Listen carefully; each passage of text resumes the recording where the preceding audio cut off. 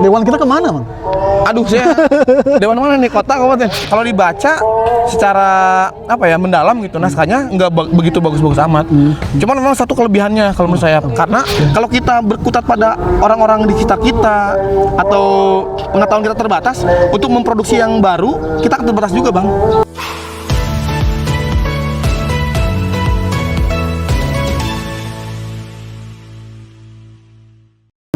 Nah, kalau misalkan sekelas DKJ atau apa namanya, dewan-dewan kesenian yang lain yang melakukan sayembara, emang tugas mereka untuk terus meregenerasi kepenulisan, karena Iwan Simatupang, bahkan siapa Arthur Esnalan juga lahir dari sayembara gitu. Bogor. Kenapa Bogor? Kita ngomong tadi sosok gede nasional lah gitu ya. Bogor, Mang. Ada nggak sih penulis naskah? Penulis naskah? Selain Mang Deden lah. Saya juga bukan penulis naskah. Kalau nulis naskah banyak sih. Teman-teman juga sebetulnya pada nulis. Saya kenal kok banyak beberapa teman yang sering ngobrol gitu sama saya. Walaupun saya juga nggak punya apa-apa sebetulnya yang bisa di-sharing, tapi kita ngobrol aja gitu, diskusi. Ayeng pernah diskusi naskahnya dengan saya. Terus Bang Acun juga sempat pengen diskusi tentang naskah dengan saya. Terus siapa? Jody, Angga gitu. Teman-teman yang lain juga banyak menulis naskah sebetulnya, tapi sekali lagi berani nggak nih untuk mempublis, kan kadang-kadang gitu tuh. Kita berani untuk nulis tapi disimpan di arsip komputer, mau ngapain? Berani dipetasin apa enggak? Apakah misalnya kita Bogor membuat serupa seperti Dewan Kesenian Jakarta membuka sayembara gitu, menghadirkan para apa ya, kurator ya? Iya, kurator gitu, untuk menyaring, oh iya naskah budak Bogor gitu. Apakah seperti itu juga, Bang? Kan kemarin juga pernah saya lakukan, tapi dengan cara yang berbeda ya, Bang ya. Bukan sayembara, tapi saya untuk, karena punya beban, saya kebetulan bisa menulis naskah dan adik-adik saya pengen belajar. Akhirnya saya buka kelas khusus eksklusif buat mereka, tapi beberapa orang temen juga ada yang ikutan. Diksat ya itu. Ya kita coba untuk apa ya? Tadi menjawab keresahan itu. Kalau bikin sayembara, saya siapa bikin sayembara gitu ya. Dewan kita kemana, Bang? Aduh, saya dewan mana nih, kota kabupaten? Kota lah, kota aja saya. Saya KTP kabupaten. Maaf. Ya, apakah harus swasta, maksudnya pihak swasta yang menggelar itu gitu kan? Misalnya Gramedia gitu. Iya, nggak masalah. Nggak masalah kan? Nggak masalah. Karena kemajuan literasi, terutama di literasi teater ya, siapapun berhak lah untuk melakukannya. Bahkan sekolah pun bisa sebetulnya. Nah, yuk sayembara naskah remaja misalkan, setingkat SMA Kota Bogor bisa. Misalnya mana gitu. Kan kita bisa nih, misalnya FLS 2N ya, menjadi apa, tempat untuk penawaran naskah dari kita gitu. Soalnya skupnya regional misalnya. Ntar ke Jawa Barat mungkin naskahnya beda lagi, tapi kan ternyata beda ya, harus naskah yang sama ya. Ada jumlah nulis yang harus ditaati. Karena sudah FLS 2 itu udah aturannya, ada beberapa pilihan naskah, harus dipilih salah satunya untuk dipentaskan kan, monolog misalkan kayak kemarin. Biasanya kan siapa, Iswadi kan. Terus ada Imron kan, itu senior juga yang banyak menulis naskah. Ya itu udah aturan dari nasionalnya kalau FLS 2N. Sesepi itu nggak sih, Mang, Bogor? Sepi banget sih kalau menurut saya. Tapi kan peluang. Makanya saya dari situ. Nggak bercanda. Mang Deden kemarin teman-teman Diksat di Hari Teater Sedunia 2024 melaunchingkan antologi naskah drama ya. Tapi itu jadi suatu kelas dulu ya.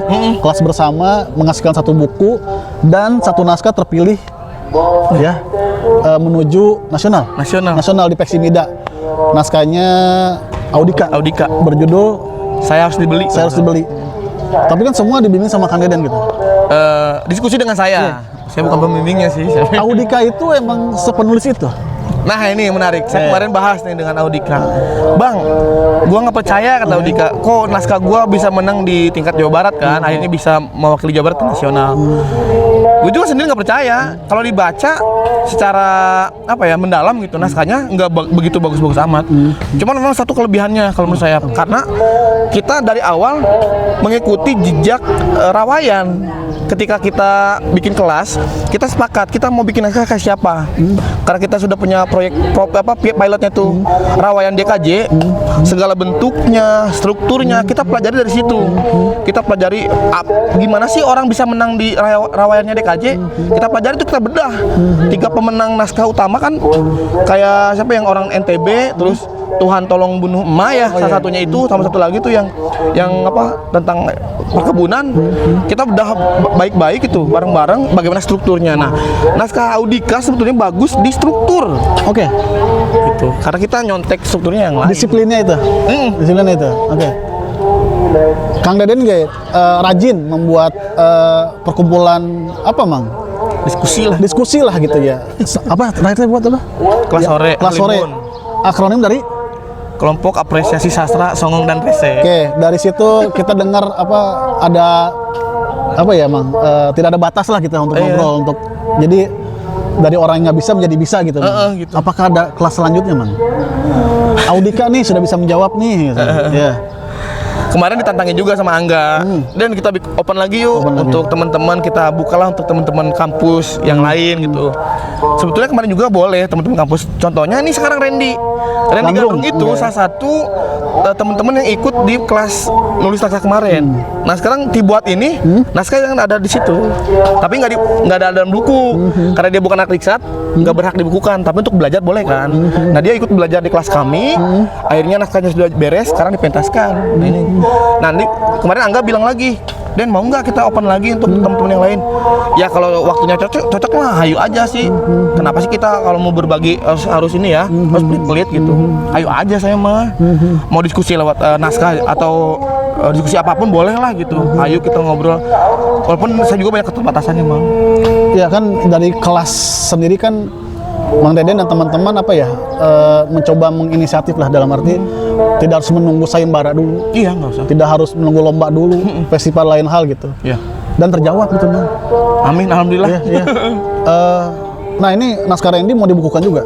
Kalau naskah Randy kemarin kan nggak diantologikan dengan kami ya. Iya, maksudnya sendiri lah gitu. Sendiri dia mah. Apa Gandrung membuat antologi juga gitu? Oh enggak, Gandrung karena yang Gandrung itu ikutan cuma Randy kan, karena saya Ren, lu kan orang Luliang, coba di Luliang juga kita munculin lah. Ikut kelas gua kalau lu mau ilmunya gitu kan. Kalau lu nggak butuh ilmunya nggak apa-apa. Akhirnya dia ikut ternyata. Online, offline-nya juga ikut datang ke Pakuan kan. Akhirnya dia bikin nanti buat ini gitu. Tapi nggak bisa masuk buku ya. Karena sponsornya kampus kan, kamu kan kampus Unpak gitu. Iya. Gitu. Next bikin apa, Mang? Apa ya? Bikin apa? Tentang penulisan gitu. Penulisan? Kan kemarin juga Mang Deden membuat status tuh. Naskah apa? Larang kayaknya sequel dari Larang yang sebelumnya. Iya, sequel. Nah, itu apa? Repot kemarin judulnya. Naskah itu harus dipentaskan atau enggak sih? Kalau saya sayang kalau nggak dipentasin. Karena anak teater. Iya, saya kan lahir bukan sebagai seorang penulis ya, tapi seorang yang bergerak di keteateran gitu tuh. Jadi ketika saya mengenal lebih dulu tuh, ketimbang naskahnya, saya mengenal dulu panggungnya, Bang. Itu kan dari SMA kan saya pakai naskah Arifin pasti, Arifin, terus Pak Aan, Pak Diding, naskah-naskah yang diajarkan oleh guru saya kan. Jadi saya lahir dari panggung. Ketika saya akhirnya memutuskan untuk jadi penulis naskah, ya sayang kalau nggak dipanggungin gitu. Nah sekarang lagi garap buat ini si FTM lah. Dengan kantong yang sama? Sama. Biasa lah. Kong kali kong aja ini. Oke. Ngebuat naskah teh itu sih, Mang? Itu gampang. Kayak gimana sih, Sob? Ya, trik sederhananya lah. Pertama, banyak baca dulu ya. Oke. Karena kita harus banyak pengetahuan tentang form, bentuk si naskah. Saya pernah ngejuri penulisan naskah di IPB Art Contest kalau nggak salah ya. Oke, IAC. Nah, iya. IAC itu sangat bagus ide ceritanya, tapi formnya pada salah, bentuknya. Struktur? Bentuk gimana? Misalkan untuk bikin laku adegan kayak gimana, bentuk dialog itu nama kemudian titik 2 atau kayak gimana gitu tuh. Oke. Nah, saya kemarin tuh dengan Audika, dengan teman-teman yang lain, kita nyontoh Rawayan kan. Saya pikir Rawayan dengan DKJ-nya tuh udah sangat apa ya, bagus sekali gitu. Kita boleh contoh dong gitu. Apa yang ada di sana. Saya contoh formnya. Bentuknya pokoknya gini, kalau lu mau bikin adegan, contohnya harus kapital semua dimiringin sama kayak di Rawayan. Kalau lu mau bikin dialog, nama si tokoh, kemudian spasi 1, baru dialognya, jangan nama tokoh titik 2 gitu, jangan kayak gitu, karena di IAC itu banyak yang kayak gitu, banyak kayak dialog naskah drama anak SMA di buku-buku paket gitu. Sebetulnya ketika naskah drama di tingkatnya udah Peksiminas kayak gini, mereka punya form tertentu yang saya rasa nggak jauh beda dengan DKJ gitu. Karena formnya dulu yang bener. Itu bakunya emang kayak gitu bang? Nggak ada bakunya, Tapi kebiasaan juri biasanya.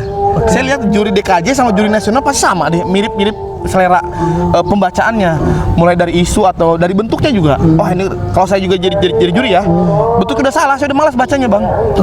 Bentuknya apa kok? Ini kan naskah drama kok bikinnya kayak cerpen, pakai paragraf gitu. Jadi kayak misalnya kesepakatan juri emang seperti itu?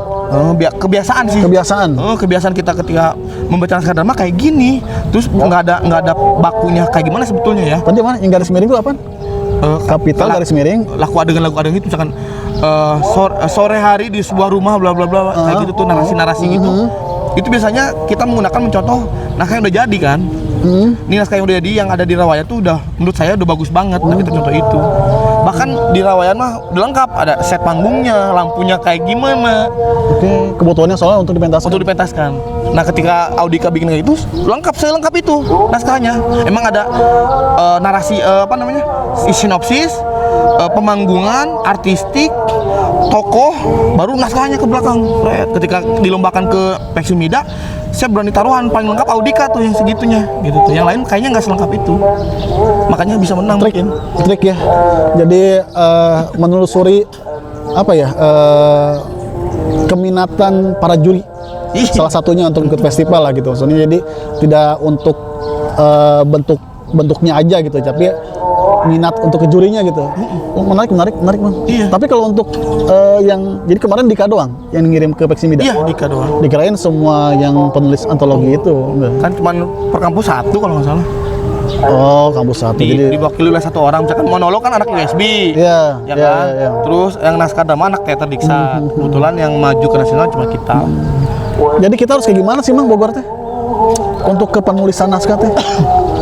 Penulisan naskah kalau menurut saya ya kita harus tetap belajar aja, kita para penulis di luar sana, ayo kita bareng-bareng gitu. Saya juga sebetulnya mencari teman-teman yang mau ayo kita diskusi, kita bedah naskah, kita cari isu yang menarik dan sebagainya, kita olah, kita eksplorasi, bahkan bentuk-bentuk baru dari naskah drama yang sekarang berkembang gitu. Saya lagi banyak baca. Apa nih? Apa bocoran aja ya? Boleh. Kemarin tuh Bang Ucok, Bandung ya, sama Bang Julpal, Bandung juga lagi bikin Terap Festival kan, yang bawa Akira Takayama ke Indonesia tuh. Menarik saya, karena dia kan konsepnya tuh teater ruang publik gitu. Saya pengen tahu bentuk teksnya kayak gimana sih, itu naskahnya. Kalau teater ruang publik ya kan, saya lagi banyak baca lah, karena yang berbicara masa depan tuh kita pasti bicara bagaimana perencanaan hari ini kan. Saya rasa Bogor juga kalau mau move gitu, kita membuka mata ke nasional bahkan ke internasional, yang sedang berkembang di sana tuh apa sih gitu. Saya sendiri selalu mengikuti, misalkan sekarang kebetulan lagi mengikuti Akira Takayama, lagi belajar bahasa Jepang juga dan sebagainya. Pantesan saya lihat iya kan, status WhatsApp-nya Jepang terus. Kirain kebutuhan untuk yang lain gitu Mang. Ya itu Akira Takayama ada satu enggak juga. Oh enggak ke situ ya. Okay. Bang Ucok dulu saya kenal kan, beliau yang menggarap juga di Bandung di Braga tuh. Saya tanya-tanya aja gimana sih bentuk-bentuk yang ada di Akira Takayama, menarik soalnya. Kalau Bang Opan kenal yang ini? Siapa? Kafe Membeli Ingatan. Pernah dengar nggak? Belum. 2017 di Jakarta, ada di Bandung kalau nggak salah. Bang Taufik Darwis, Bang Udung bikin kayak gitu. Saya kan orang beli makanan dapat informasi dari orang yang bermonolog di depannya. Kafe Membeli Ingatan tuh kan. Nah ternyata Akira Takayama sudah melakukannya dengan bentuk radio. Judulnya McD and Radio. McD. Nah, ketika Bang Opan datang ke McD, satu McD yang sudah kerjasama dengan Akira Takayama datang, misalkan mesen kentang, burger sama cola, nanti sama satu radio tentang migran Iran datang tuh, kentang, makanan-makanan datang sama satu radio dengan bersama headset. Jadi ketika makan tuh, itu penunjukan teaternya Akira Takayama. Itu pengen tapi udah terlaksana. Udah 2017 itu. Saya lagi selidiki tuh gimana sih perjalanan Akira Takayama. Kayak gitu aja, pengetahuan. Dari situ mungkin kita dapat inspirasi untuk menulis naskah. Kalau kita berkutat pada orang-orang di sekitar kita atau pengetahuan kita terbatas, untuk memproduksi yang baru kita akan terbatas juga, Bang. Gitu betul sih. Stuck. stagnan gitu, itu aja. Jangan salahin gua kalau nanti Bogor ulang tahunnya bukan tanggal 3 Juni lagi. Enggak, ini mah maksudnya ini ya apa? Kita bicara kemungkinan Iya, baru dari iya. riset yang ada gitu.